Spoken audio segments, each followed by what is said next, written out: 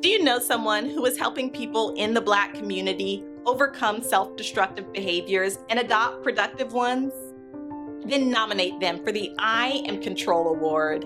The I Am Control Award is given to those who advocate for, encourage, and develop positive and constructive systems that help us maintain the self-awareness and discipline to deny self-destructive impulses within ourselves and destructive activities within our families and communities.